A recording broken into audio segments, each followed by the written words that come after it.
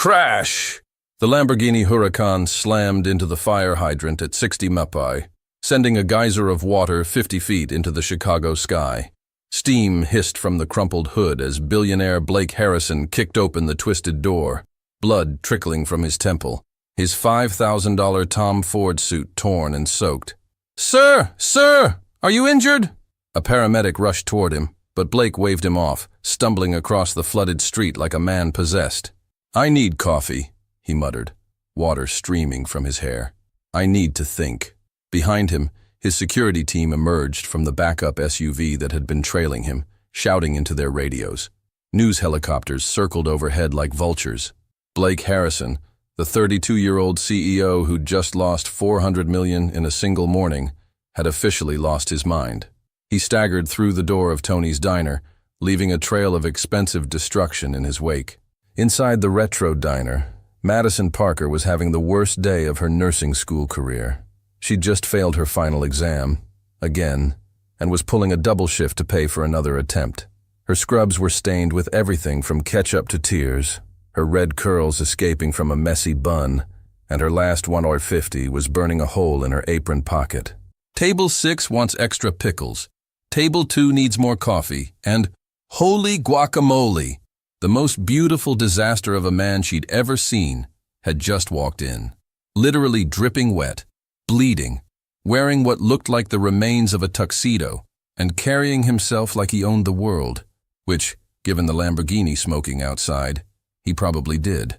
Every customer in the diner stopped mid-chew to stare. Blake slumped onto a counter stool, leaving a puddle. Coffee. Black. "Strong enough to raise the dead?" Madison grabbed the pot, trying not to gawk at the way his soaked shirt clung to very impressive muscles.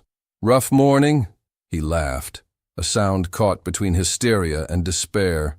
"I just bet my entire tech company on cryptocurrency futures based on my horoscope. Lost $400 million because Mercury is in retrograde." He looked up at her with startling green eyes. "And 20 minutes ago, my board of directors voted me out of my own company." Madison nearly dropped the coffee pot. "Your own company?" "Harrison Industries. Ever heard of it?" She blinked. Harrison Industries made the phones half of America used. This was Blake Harrison, the tech prodigy who'd graced the cover of Forbes 6 times before his 30th birthday. "Wow, that's really awful." She poured his coffee, genuinely sympathetic. "But hey, at least you're not failing nursing school for the 3rd time while working at a diner that's about to be shut down by health inspectors." Blake stared at her, then burst into genuine laughter. "Are you seriously trying to out-misery me right now?" "Maybe." Madison grinned, surprising herself. "I mean, you lost hundreds of millions, but I lost my dream of saving lives and I can't even afford ramen noodles. It's like a really depressing competition." "You're insane." But Blake was smiling now, the first real smile he'd had in months. Certifiably. Madison wiped down the counter, studying his face. There was something fascinating about him. Not just the ridiculous wealth, but the way he seemed genuinely broken and desperately trying not to show it. A news report flickered on the diner's ancient TV. Harrison Industries stock continues to plummet as rumors swirl about CEO Blake Harrison's erratic behavior. Sources confirm a hostile takeover is imminent. Blake's jaw tightened. "I have 2 hours before they officially seize control. 2 hours to prove I'm not completely insane." Madison glanced at the TV, then at him. Something crazy was bubbling up in her chest. The same reckless instinct that made her want to be a nurse despite being terrible at science. "What if you're not insane?" she said quietly. "What if you're just listening to the wrong voice?" "Meaning?" She leaned across the counter, lowering her voice conspiratorially. "I have this theory about intuition. Sometimes your gut knows things your brain hasn't figured out yet." Blake raised an eyebrow. "A nursing school dropout is giving me business advice?" "A nursing school dropout who's never been wrong about people." Madison straightened up. "I can read anyone in 30 seconds. Want me to prove it?" Despite everything, Blake found himself intrigued. "Go ahead." Madison studied him with laser focus. "You didn't lose that money because you're crazy. You lost it because you stopped trusting yourself and started trusting everyone else. Your board, your advisors, your analysts, they all told you crypto was safe, didn't they? But your instinct said no." Blake's eyes widened. She was exactly right. And, Madison continued, you crashed that car on purpose. Not to hurt yourself, but because you needed to feel something real, something that wasn't a boardroom or a spreadsheet. How could you possibly? Because I recognize a fellow disaster when I see one. Madison smiled. We're both people who feel too much in a world that rewards feeling nothing. Blake stared at her, his heart hammering. No one had ever seen through him so completely. I have a crazy idea, Madison said suddenly, but you'll think I'm insane. Try me. She took a deep breath. What if I told you I could pick the 3 safest, most profitable investments for the next 24 hours? Not based on analysis or research, but pure instinct. Blake nearly choked on his coffee. You want me to bet my remaining fortune on your gut feelings? Not my gut feelings. Our gut feelings. Madison's eyes sparkled with dangerous excitement. I read people. You read markets. Together we might just save your company. It was completely insane. Utterly reckless. The stupidest thing he could possibly do. Blake pulled out his phone and called his broker. Richard? Blake Harrison. I want you to liquidate every liquid asset I have left. Every stock, every bond, every savings account. Madison's eyes went wide. Yes, I know that's $50 million. Yes, I'm sure. He looked directly at Madison. And I want you to put all of it on 3 investments I'm about to give you. He hung up and slid the phone across to Madison. Your move, Red. Madison stared at the phone, her hand shaking. I was kidding. I don't actually know anything about investing. But you know about people. And right now, markets are just people making emotional decisions. Blake leaned forward. Trust yourself. Outside, sirens wailed as fire trucks arrived to deal with his car wreckage. Inside the diner, Madison Parker was about to make the biggest gamble of both their lives. She picked up the phone. Richard, this is Madison Parker, Mr. Harrison's consultant. I need you to put $16.7 million into Tesla. There's about to be a breakthrough announcement. $16.7 million into renewable energy ETFs, specifically wind power, and the remaining $16.6 million into... She paused, closing her eyes and trusting her instincts completely. Pharmaceutical companies developing ADHD medications. She hung up and looked at Blake, who was staring at her like she'd just grown wings. How did you... I don't know. Madison's voice was barely a whisper. But I feel it. All of it. Like the universe is trying to tell us something. Blake's phone buzzed with confirmation texts. $50 million, his entire remaining fortune, now riding on the intuition of a red-headed nursing school dropout. They stared at each other across the counter, both realizing they'd either just saved his company or destroyed everything. 6 hours later, Madison was trending on Twitter. Not because she was famous, but because Blake Harrison's mysterious investment consultant had just turned $50 million into $247 million in a single day. Tesla had announced their breakthrough battery technology. 3 wind farms had been approved for federal funding, and the FDA had fast-tracked approval for a revolutionary ADHD treatment. Madison Parker, who couldn't afford ramen noodles that morning, had just orchestrated one of the most successful investment days in Wall Street history. And Blake Harrison, who'd been voted out of his company 12 hours earlier, now had enough money to buy it back twice over.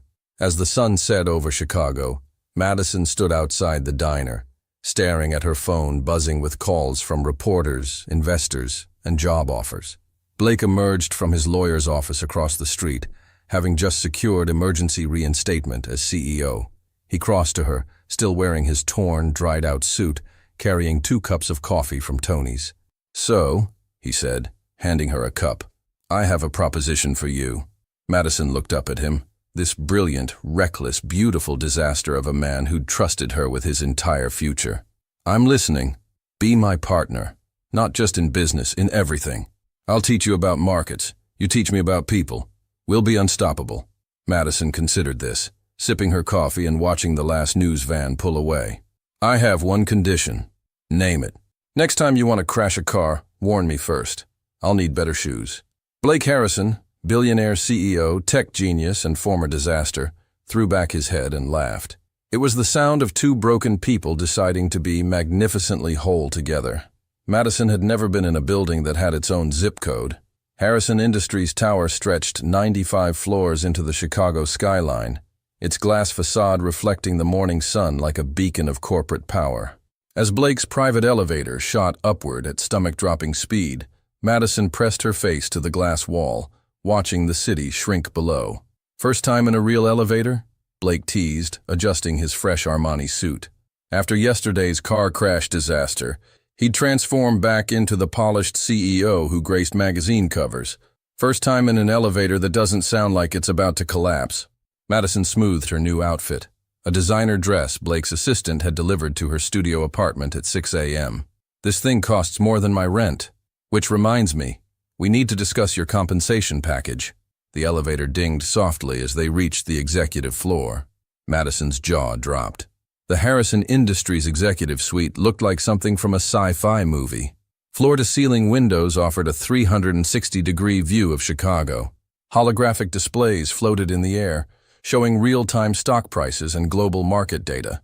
Employees moved through the space with the quiet efficiency of a NASA control center. "Mr. Harrison," a sharp woman in her 40s approached with military precision. "The board is assembled. Legal has prepared the reinstatement papers, and the Wall Street Journal wants an exclusive about your mystery consultant. Miss Madison, meet Victoria Chen, my chief of staff, and the woman who actually runs this company." Blake gestured between them. "Victoria, Madison Parker, the genius who saved our asses yesterday." Victoria studied Madison with laser-sharp eyes, taking in everything from her nervous fidgeting to her drugstore makeup. The nursing student who turned $50 million into $247 million with zero financial training. Hi?" Madison offered weakly. "Fascinating." Victoria's expression remained unreadable. "The board wants to meet her immediately." Blake's expression darkened. "The same board that voted me out yesterday?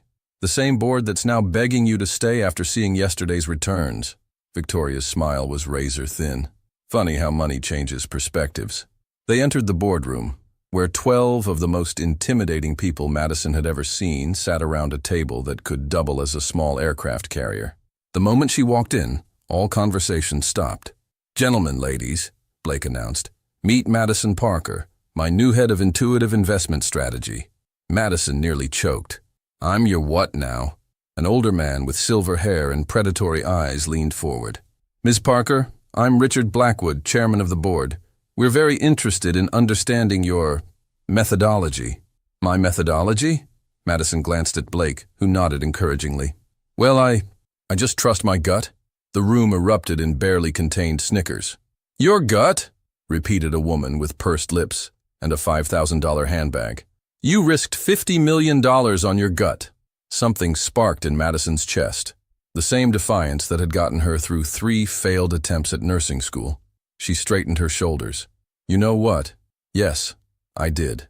And in one day, I made more money than this entire board has made for Blake in the last quarter." She looked directly at Richard Blackwood. "Want to know what my gut says about you?" The room went dead silent. "Madison," Blake started, but she held up a hand. "You're planning a hostile takeover. You've been shorting Harrison Industries stock for weeks, betting against Blake's success. You voted him out yesterday because you thought he was finally broken enough to sell his shares cheap." Richard's face went white. Madison continued, her voice gaining strength. "But yesterday changed everything. Now you need him back because if he succeeds without you, you lose everything. So you're sitting here pretending to be supportive while texting your lawyers under the table." She pointed at his phone, partially hidden beneath his portfolio. "That's your lawyer, isn't it? Telling you to stall until your short positions can be covered?" Richard Blackwood slowly placed his hands on the table. "That's quite an accusation." "It's not an accusation. It's a fact." Madison turned to Blake. "Check his stock positions from the last month. I guarantee he's been betting against you." Blake was already pulling up financial records on his tablet, his expression growing darker by the second. "Son of a bitch," he whispered. "She's right. Richard, you've been shorting my company for 3 weeks." The boardroom exploded into chaos. Accusations flew, lawyers were called, and through it all, Madison stood calmly beside Blake, watching her instinct prove correct once again. 2 hours later, half the board had been fired, and Richard Blackwood was being escorted out by security. "How?" Blake asked as they stood alone in his office, city lights twinkling below. "How did you know?" Madison sank into his leather chair, emotionally drained. "I told you. I can read people. Richard kept touching his nose when he spoke to you. Classic tell for lying. Plus, his body language was all wrong for someone who was supposedly happy to have you back. Blake stared at her like she was some kind of mystical creature. You realize what you've done, right? You just exposed a corporate conspiracy in 2 minutes that our legal team has been investigating for months. I just said what I saw. Madison shrugged, but Blake could see she was shaking slightly from the adrenaline. He moved behind his desk, close enough that she could smell his cologne, something expensive and intoxicating. Madison, I meant what I said yesterday. I want you as my partner. She looked up at him, and for a moment, the air between them crackled with something that had nothing to do with business. I don't know anything about running a company, she whispered. You don't need to. You know about people, and business is just people making decisions. His hand brushed hers as he reached for a document. I've had my lawyers draft a contract. Full partnership in a new division. Harrison Intuitive Consulting. 50-50 split on all profits. Madison's eyes widened as she scanned the contract. This says my starting salary is $500,000 a year, plus bonuses. Blake sat on the edge of his desk, watching her face. Madison, yesterday you made us $250 million. Today you saved my company from a hostile takeover. You're worth 50 times what I'm offering. She stared at the numbers, then at him. Why are you doing this? Because for the first time in my life I'm not alone in this. His voice was surprisingly vulnerable. I've been surrounded by people who wanted my money, my connections, my influence. But you see me, the real me. Even when I'm crashing cars and losing fortunes. Madison felt her heart do something complicated in her chest. Blake. His phone buzzed with an urgent notification. Blake glanced at it, and his expression changed. What is it? Madison asked. Remember those pharmaceutical investments you suggested yesterday? The ADHD medication company? Blake's voice was strange. Yeah? They just announced their drug trials were falsified. The stock is about to crash. We're going to lose everything. Madison stared at him, feeling the blood drain from her face. But I was so sure. Blake's phone started ringing. Investors, board members, financial reporters. The phones in the outer office joined the cacophony. Madison, Blake's voice was carefully controlled. I need you to tell me right now. Are you some kind of corporate spy? Did someone put you up to this? What? No. Blake, you have to believe me. Because right now, it looks like you deliberately sabotaged us.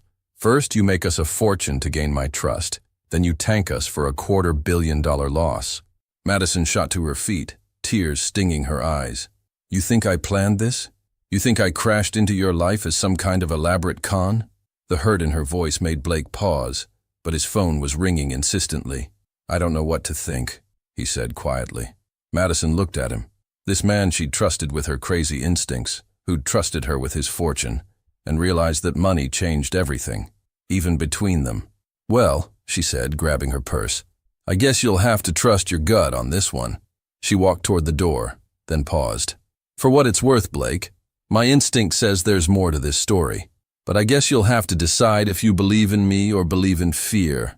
As she walked out, Blake stood frozen in his office, watching the woman who'd turned his world upside down disappear into the elevator. On his desk, the partnership contract lay unsigned, and somewhere in Madison's chest, her heart was breaking in ways she didn't know were possible. Outside Harrison Tower, she pulled out her phone and dialed a number she'd memorized but never called. Chicago Tribune Investigation Desk. This is Madison Parker. I have a story for you about pharmaceutical fraud and corporate manipulation, and I know exactly where to start looking. If Blake Harrison thought she was a saboteur, fine. Madison Parker was about to show him what real intuition could do. Madison had been living on coffee and determination for 72 hours straight. Her studio apartment looked like a conspiracy theorist's fever dream. Papers scattered across every surface, multiple laptops humming with research, red string connecting photos and documents taped to the walls. Empty pizza boxes formed a precarious tower beside her desk, and her phone hadn't stopped buzzing with calls from reporters, investors, and one very persistent billionaire she was determined to ignore. Come on, she muttered, scrolling through pharmaceutical regulatory filings. There has to be something. Her laptop pinged with a new email from Marcus Chen, the investigative journalist at the Chicago Tribune who'd become her partner in this madness. Madison, found something big. Check the attachment. We need to meet. Now. Marcus. The attachment made her blood run cold. Internal memos from Apex Pharmaceuticals revealed a conspiracy that went far beyond falsified drug trials. The company had been deliberately manipulating stock prices for months, using fake breakthrough announcements to create artificial bubbles, then shorting their own stock before revealing the problems. But the worst part? The memo thread showed they'd been monitoring Blake Harrison's investment patterns for weeks, waiting for the perfect moment to trap him. Madison's phone rang. Blake's name flashed on the screen for the 15th time that day. This time she answered. "What?" Her voice was hoarse from lack of sleep. "Madison, thank God. Where are you?" Blake's voice was frantic. "I've been trying to reach you for 3 days. We need to talk." "Oh, now you want to talk? After accusing me of being a corporate spy? I was wrong. Madison, I was so wrong about everything. Please, just tell me where you are." Madison looked around her disaster of an apartment, then at the damning evidence spread across her coffee table. "It doesn't matter where I am, Blake. What matters is what I've found." "What you found?" "Proof that we were both played." Madison's voice was grim. "Apex Pharmaceuticals didn't just falsify their drug trials. They orchestrated this entire thing to destroy you." Silence on the other end. "Blake, are you there?" "I'm in my car. What's your address?" "Blake, no. Madison, what's your address?" She sighed, too exhausted to fight. 1247 West Division Street, apartment 3B. But Blake, the line went dead. 15 minutes later, Madison heard expensive shoes taking the stairs 2 at a time. She opened her door before Blake could knock, and her heart nearly stopped. He looked like hell. His usually perfect hair was disheveled, his shirt wrinkled, and he had the hollow-eyed look of someone who hadn't slept in days. But it was the expression on his face, raw desperation mixed with something that looked like grief, that made her step aside and let him in. Blake stopped in the doorway, taking in her apartment. Not the mess of papers and research, but the apartment itself. The tiny kitchen with mismatched dishes, the second-hand furniture, the medical textbooks stacked beside her bed. "You live here," he said quietly. "It's not the Harrison Tower penthouse, but it's home." Madison closed the door, suddenly self-conscious. Blake walked slowly through the space, touching things with careful reverence. A framed photo of her and her mom, her nursing school textbooks, a coffee mug that said, "World's okayest student." "Madison," his voice was barely a whisper, "what have I done?" "You mean besides accusing me of industrial espionage?" She tried to keep her tone light, but the hurt was still there. Blake turned to face her, and she saw something in his eyes that made her breath catch. "I mean besides falling in love with you and then throwing it away because I was too scared to believe it was real." The words hung between them like a bridge neither was sure they could cross. "Blake, no, let me say this." He stepped closer, his hands shaking slightly. "For 32 years, every person in my life has wanted something from me. Money, connections, status, access. I've never, not once, had someone look at me the way you do. How do I look at you? Like I'm just Blake. Not Blake Harrison, billionaire CEO. Just me." His voice cracked slightly. "And when everything went wrong with Apex, my first instinct was to protect myself, because I couldn't believe that someone like you could actually care about someone like me without an agenda." Madison felt tears stinging her eyes. "You think I care about your money? I know you don't. That's what terrifies me." Blake laughed, but it was shaky. "Madison, you've been living in a 400-square-foot apartment eating ramen noodles while sitting on partnership papers that would make you wealthy beyond imagination. You haven't even cashed the consulting check I sent you."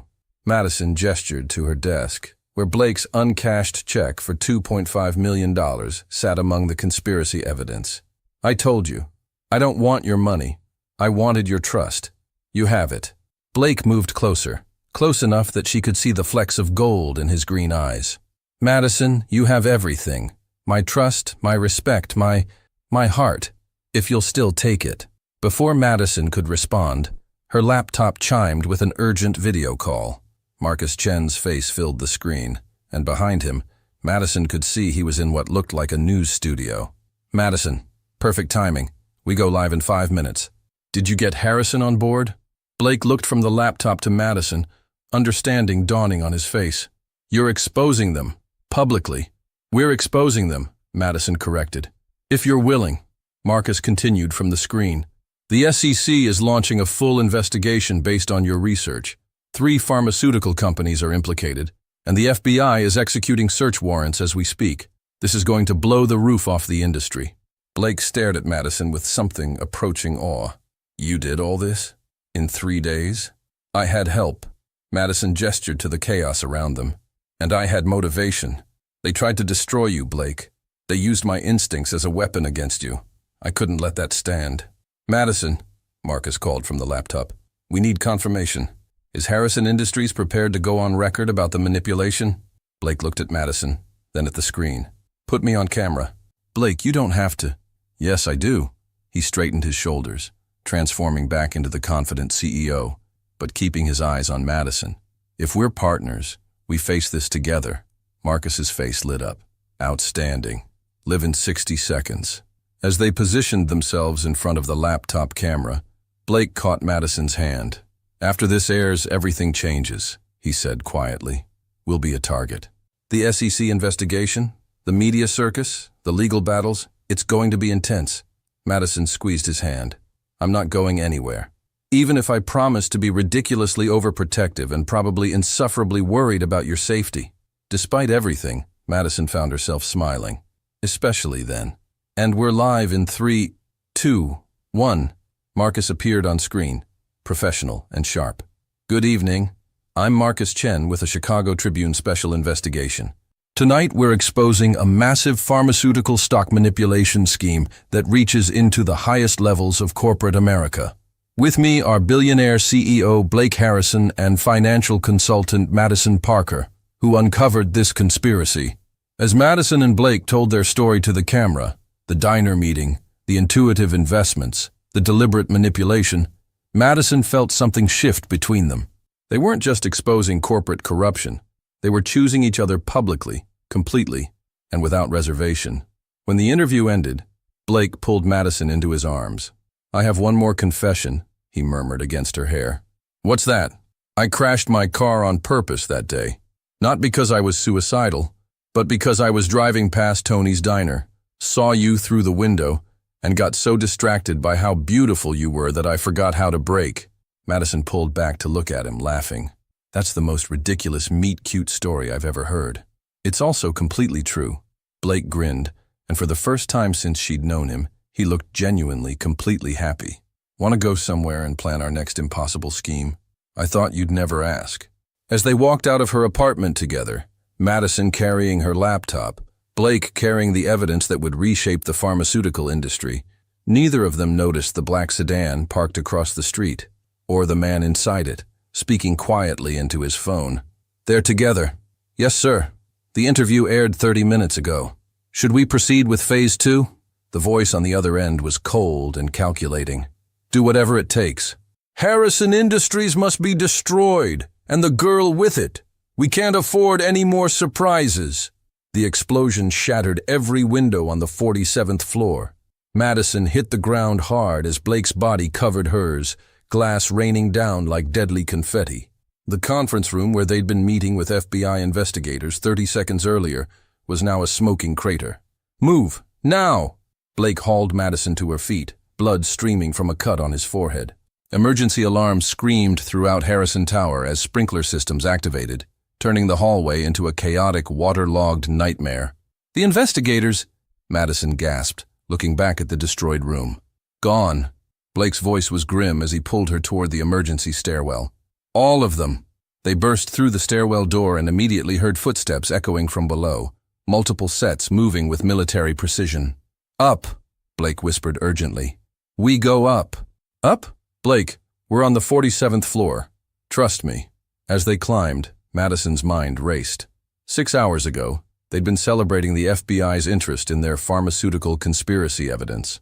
3 hours ago, they'd been in Blake's penthouse, planning their future together over champagne and Chinese takeout. 30 minutes ago, they'd walked into what they thought was a routine evidence handover. Now, they were running for their lives. Blake, Madison panted as they reached the 60th floor. What aren't you telling me? Blake paused at a landing, pulling out his phone with shaking hands. Victoria, code black. They found us. Initiate Protocol 7. He hung up and looked at Madison with an expression she'd never seen before. Pure, terrified, protectiveness. Madison, I need you to listen very carefully. What I'm about to tell you is going to sound insane. More insane than pharmaceutical companies trying to murder us? Blake actually smiled at that. Harrison Industries isn't just a tech company. We're also a government contractor. NSA, CIA, Department of Defense. We develop surveillance technology, data analysis systems, cybersecurity infrastructure. Madison stared at him. You're telling me you're a spy? I'm telling you I accidentally stumbled into something much bigger than pharmaceutical fraud. Blake started climbing again, pulling her with him. 3 days ago, when you exposed the Apex conspiracy, you didn't just find corporate corruption.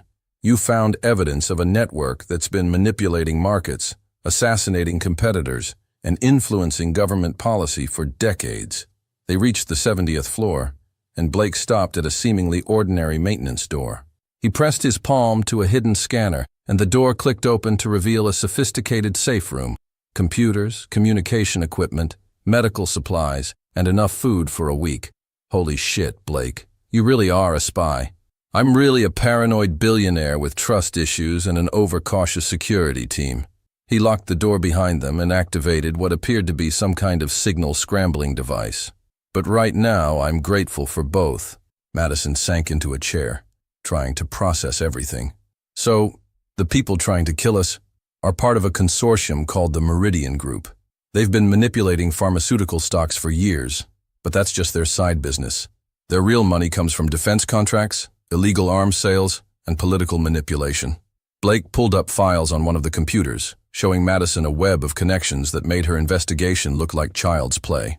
The Apex Pharmaceuticals fraud you uncovered? It's connected to 12 other companies, 2 senators, and a Defense Department contract worth $4 billion. Madison studied the screen, her analytical mind automatically searching for patterns. Blake, this says Meridian has been targeting Harrison Industries specifically for 18 months. This isn't about the pharmaceutical expose. This is about you. Blake nodded grimly. They want my government contracts and my technology. If they can't buy me out or blackmail me into selling, they'll destroy me and pick up the pieces. But why now? Why today? Because of you. Blake turned to face her, his expression soft despite their circumstances. Madison, you're not just intuitive about people and markets. You see patterns that take our best analysts weeks to identify. In 3 days, you connected dots that exposed their entire operation. Madison felt a chill that had nothing to do with the air conditioning. They're not just trying to destroy your company. They're trying to eliminate me over my dead body. The way Blake said it, with absolute, unwavering certainty, made Madison's heart skip. Her phone buzzed with a text from an unknown number. We have your mother. Roof. Alone. 1 hour. Madison's blood turned to ice. Blake, he read the message over her shoulder and his jaw tightened. It's a trap. Of course it's a trap. But it's my mom. Madison was already moving toward the door. I have to. Blake caught her arm. Madison, stop. Think. Your mother is in Florida visiting your aunt. She's been posting photos on Facebook for the last 3 days. Madison blinked, then grabbed Blake's laptop and pulled up her mother's Facebook page. Sure enough, photos from a beach in Tampa time-stamped 2 hours ago. Thank God, she breathed. But then why? Blake's secure phone rang. Victoria's name appeared on the screen. Victoria, please tell me you have good news. Victoria's voice was tense but controlled. Mixed bag. Good news. We've evacuated the building and the FBI is mobilizing a joint task force. Bad news. We've identified the Meridian Group's inside man. Who?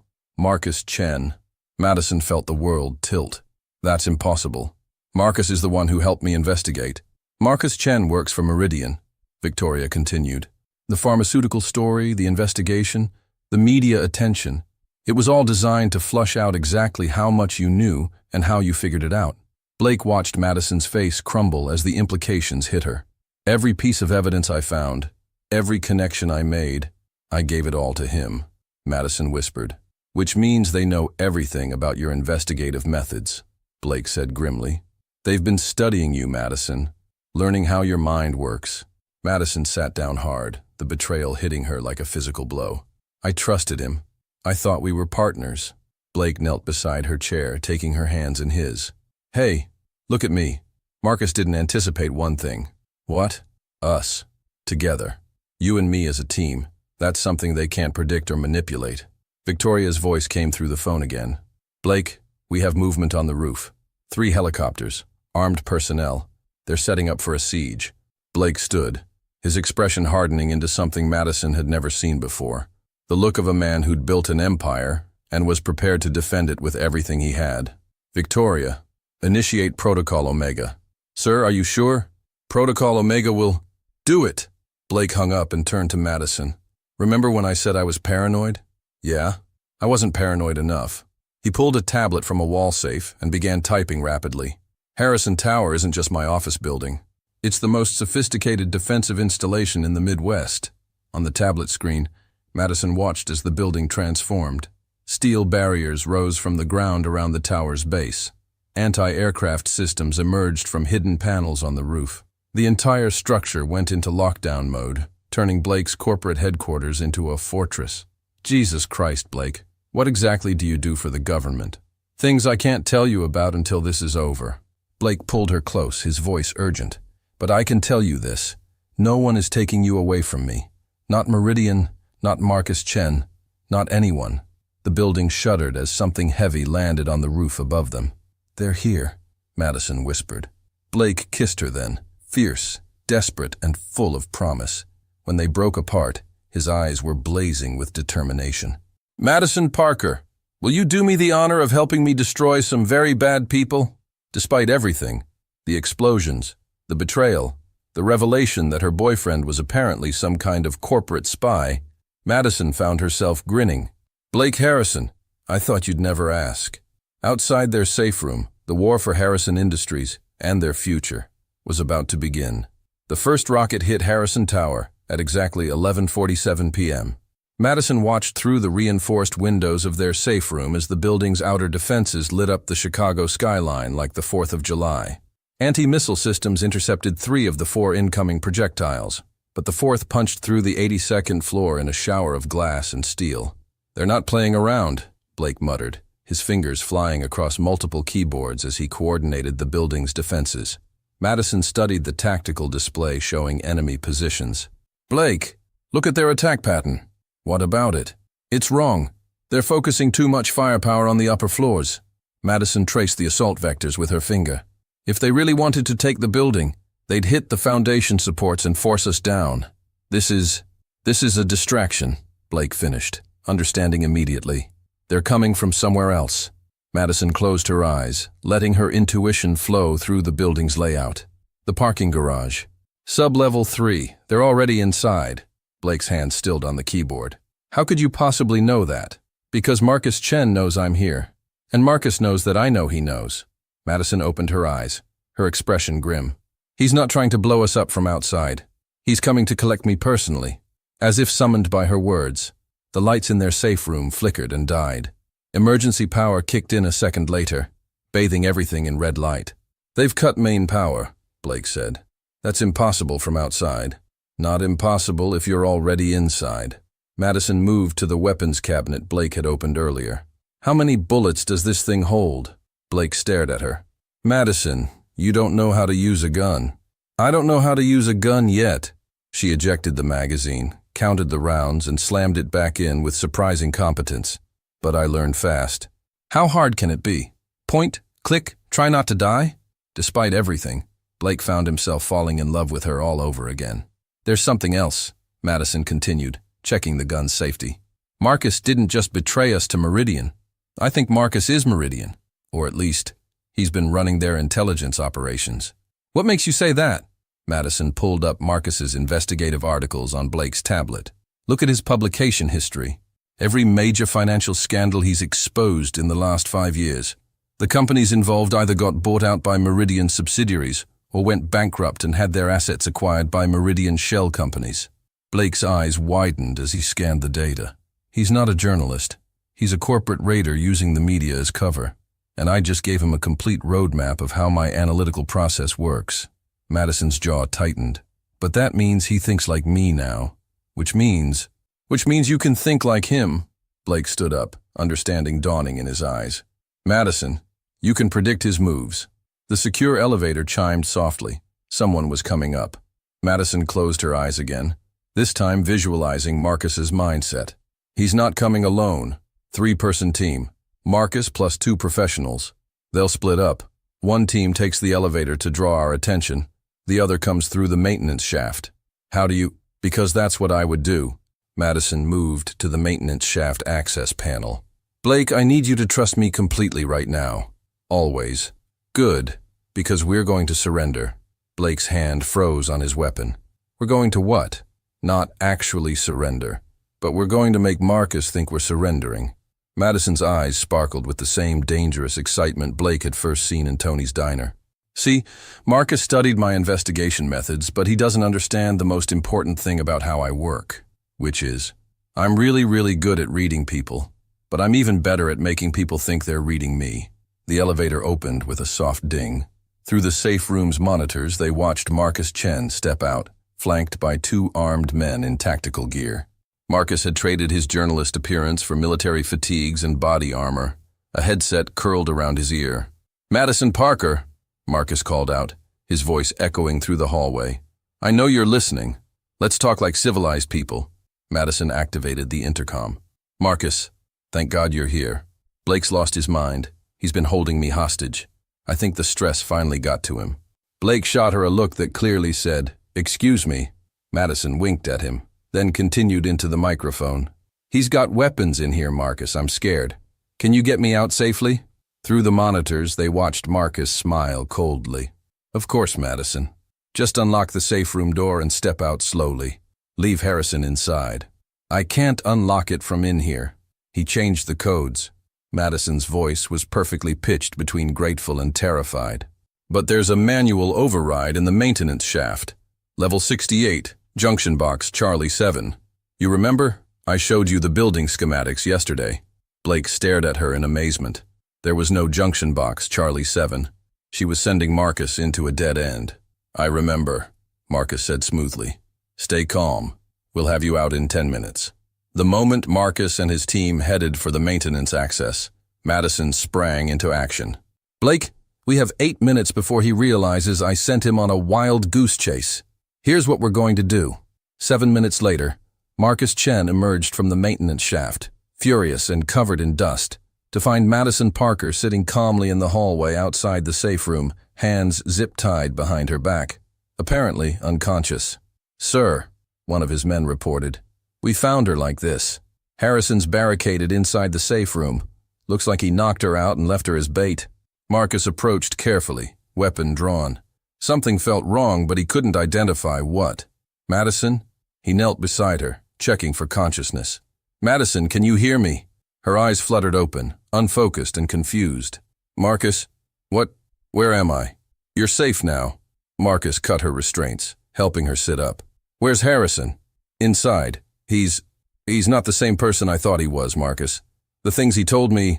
Madison shuddered convincingly. He said he's going to destroy everyone who tried to expose him, including you. Marcus helped her to her feet, his team flanking them. Don't worry. Harrison's finished. Did he say anything about his backup files? The government contracts? He kept talking about some kind of insurance policy. Files hidden somewhere that would bring down everyone if anything happened to him. Madison looked around nervously. Marcus, I just want to get out of here. This place gives me the creeps. Of course. Marcus guided her toward the elevator, but his grip on her arm was tighter than necessary. Madison, I have to ask, how exactly did you figure out the pharmaceutical connection so quickly? Madison looked at him with wide, innocent eyes. What do you mean? Your investigative process. The patterns you found. I need to understand your methodology for the story. And there it was. The real reason Marcus had risked everything to get to her personally. He didn't just want to eliminate her. He wanted to download her analytical process for Meridian's use. Oh, that. Madison smiled as they entered the elevator. It's actually really simple. Simple. I just trust my gut. Madison's smile widened as the elevator doors closed. For instance, my gut told me you'd ask me that exact question. Marcus's eyes widened as he realized the mistake he'd made. And my gut told me you'd bring exactly 3 people with you. Madison continued, her voice dropping its frightened tone. And my gut told me that Blake Harrison is the most paranoid, overprotective, brilliantly tactical man I've ever met. The elevator lurched to a stop between floors. Which means, Madison finished, as Blake's voice came through the elevator's speakers, you're trapped in a box with someone who's been playing you since the moment you walked into this building. Marcus reached for his weapon, but Madison was faster. The gun Blake had insisted she carry was in her hands and pointed at Marcus's chest before he could clear his holster. The thing about reading people, Marcus, Madison said, her voice steady despite the adrenaline coursing through her veins, is that sometimes you have to let them think they're reading you first. Above them, Blake's voice was warm with pride and love. Ladies and gentlemen, this is your captain speaking. We've reached our destination. FBI tactical teams are securing the building as we speak. Marcus Chen, you're under arrest for conspiracy, fraud, attempted murder, and really, really bad journalism. Madison kept her gun trained on Marcus as the elevator resumed its descent to the ground floor where federal agents were waiting. One more thing, Marcus, she said as the doors opened to reveal a lobby full of FBI agents. Next time you want to manipulate someone's emotions, don't target the woman who fell in love with the most protective man in America. Blake Harrison doesn't lose the people he cares about. As Marcus was led away in handcuffs, Madison looked up through the glass ceiling of the lobby to the 70th floor, where she knew Blake was watching. She pressed her hand to her heart, then pointed up at him. Even 70 floors apart, she felt his love surrounding her like armor. 6 months later, Madison Parker Harrison stood at the floor-to-ceiling windows of their new office, watching the Chicago skyline glitter in the afternoon sun. The sign on the door read, Parker Harrison Intuitive Analytics, and the space bore no resemblance to either Blake's corporate fortress or her cramped studio apartment. Instead, it was something entirely new, a perfect blend of cutting-edge technology and warm human touches. Mrs. Harrison, came Blake's voice from behind her, warm with amusement. Your 3 o'clock is here. Madison turned, her wedding ring catching the light, and found her husband leaning against the doorframe with that same devastating smile that had captured her heart in Tony's diner. Mr. Harrison, she replied with mock formality, I told you to stop calling me that during business hours. It's unprofessional. Everything about us is unprofessional. Blake crossed the room and pulled her into his arms. We met during a car crash, got engaged during an FBI raid, and honeymooned at a congressional hearing. The congressional hearing was actually kind of romantic, Madison protested, laughing. You testified under oath that I was the smartest person you'd ever met. I testified under oath that you saved American democracy by exposing a network of corporate corruption that reached into the highest levels of government. Blake kissed her nose. The smartest person thing was just a bonus. Madison's assistant knocked on the open door. Excuse me, but your 3 o'clock is getting impatient. Something about $1 billion emergency. Blake and Madison exchanged glances. In the 6 months since the Meridian Group's collapse, their consulting firm had become the most sought-after investigative service in America. Fortune 500 companies, government agencies, and international organizations all wanted access to Madison's intuitive analysis and Blake's technological resources. Send them in, Madison said, settling behind her desk. Blake remained standing, leaning against the window, their established dynamic for client meetings.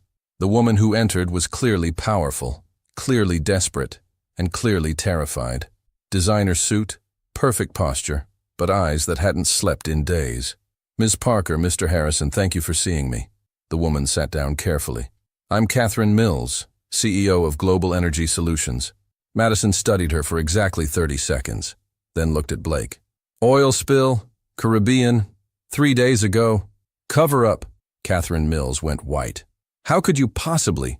The slight smell of crude oil on your clothes, despite an obviously fresh shower and new outfit, Madison explained gently.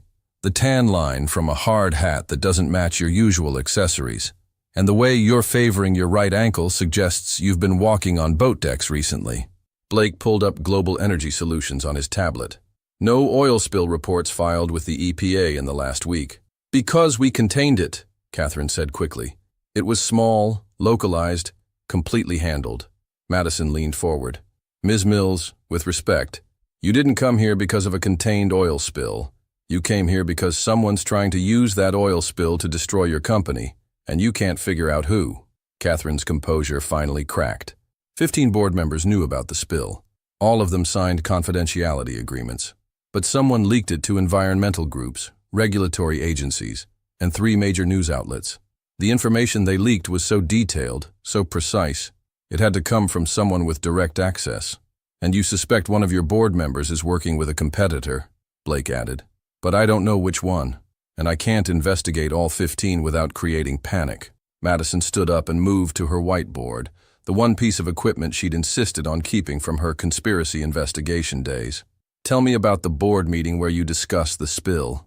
For the next hour, Catherine detailed every aspect of the meeting. Who spoke, who asked questions, who checked their phones, who seemed nervous. Madison filled the whiteboard with notes, connections, and behavioral observations. Finally, she turned back to Catherine. It's not one of your board members. What? The leak didn't come from inside your boardroom. It came from someone who was listening to your boardroom. Madison pointed to her notes.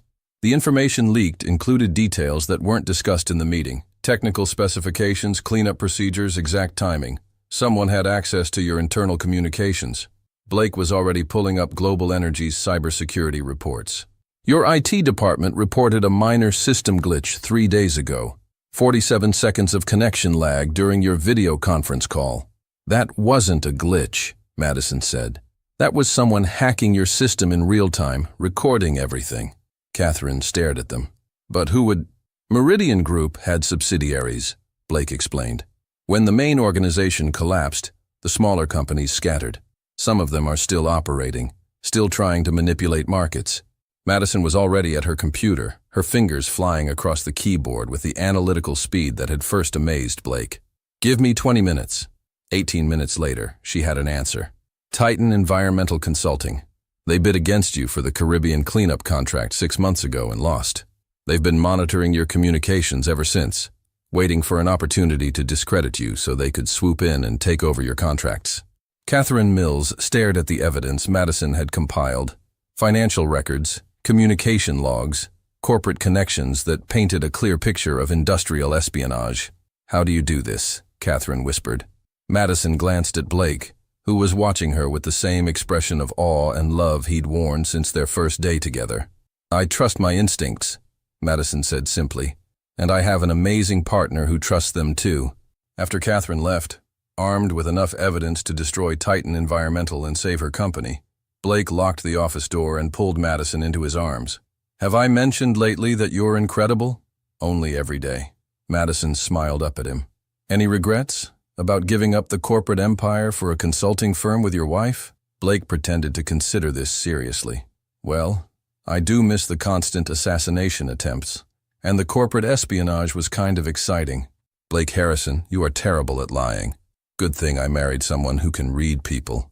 Blake spun her around, both of them laughing.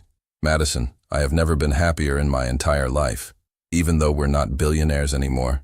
We're millionaires who solve puzzles together and go home to the same bed every night. I think I upgraded. Madison's phone buzzed with a text from her mother. Saw you on the news again. So proud. Dad would be too. Love you both. Speaking of which, Madison said, Mom wants to know if we're coming to Florida for Christmas. Of course we are. I promised her I'd teach her to use the stock analysis software you designed. You're going to teach my 60-year-old mother to day trade? Your 60-year-old mother has better instincts about people than most Wall Street analysts. I figure it's about time she made some money off it. Madison threw back her head and laughed, the same uninhibited joy that had first captured Blake's attention in Tony's diner. As the sun set over Chicago, they stood together in their office, surrounded by the evidence of their success.